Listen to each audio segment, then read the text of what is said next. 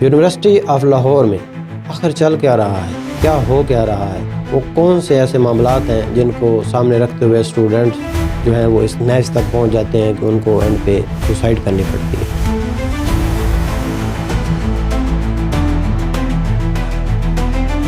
السلام علیکم معزز ناظرین و سامعین، میں عامر شہزاد اور آپ دیکھ رہے ہیں voice of Aamir. University of Lahore میں آج پھر ایک انتہائی افسوسناک واقعہ پیش آیا۔ بیفور 2 ویکس اویس سلطان نامی ایک اسٹوڈنٹ تھے اور انہوں نے وہاں پہ سوسائڈ کی تھی۔ یونیورسٹی کی ایک بلڈنگ سے چھلانگ لگائی تھی جس کی وجہ سے ان کی موت واقع ہو گئی تھی۔ تو سیم سچویشن، سیم بلڈنگ اور سیم جو ہے کلاس کے وہ اسٹوڈنٹ تھے، فارم ڈی کے وہ بھی اسٹوڈنٹ تھے، اور آج پھر ایک واقعہ پیش آیا۔ ایک فیمیل جو ہے تو انہوں نے اس طرح سوسائڈ کرنے کی کوشش کی ہے اور سیم بلڈنگ پہ اس کا جو 2nd فلور ہے اس سے چھلانگ لگائی ہے سوسائڈ کرنے کے لیے، لیکن اللہ تبارک و تعالیٰ جو ہے ان کی حفاظت فرمائے اور ان کو لمبی زندگی دے۔ وہ بچ تو گئی ہیں لیکن انتہائی تشویشناک حالت میں ہاسپٹل میں منتقل کر دیا گیا ان کو۔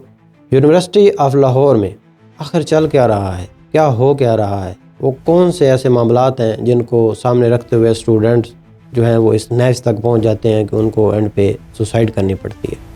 متعلقہ ادارے کہاں ہیں، ان تمام تر واقعات کا ذمہ دار کون ہے، اور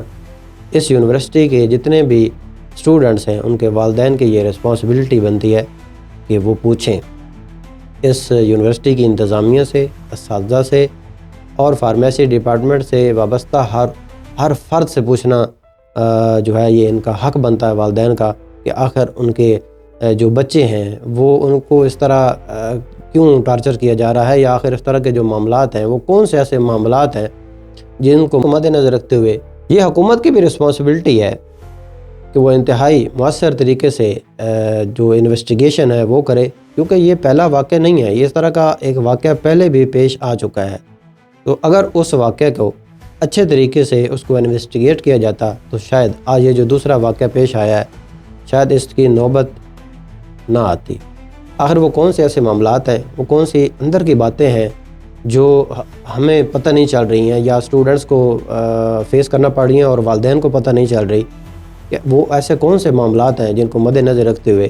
تمام کے تمام جو اسٹوڈنٹس ہیں وہ ٹینشن، ڈپریشن اور انزائٹی کا شکار ہو رہے ہیں اور آخر اس نیچ تک پہنچ جاتے ہیں کہ ان کو صرف اور صرف سوسائڈ کرنے کا ہی جو سلوشن ہے وہ یہی نظر آتا ہے کہ بس دی اینڈ۔ لہٰذا CM پنجاب صاحبہ سے اور وزیر تعلیم جو ہے ان سے نہایت ہی مؤدبانہ طور پہ ریکویسٹ ہے کہ اس کا آپ از خود نوٹس لیں، کیونکہ اگر آپ نے پہلے سے اس کا جو ایک پہلے واقعہ پیش آیا تھا اس کا از خود نوٹس لیا ہوتا تو شاید آج یہ جو دوسرا معاملہ درپیش آیا ہے اس کی نوبت آج نہ آتی۔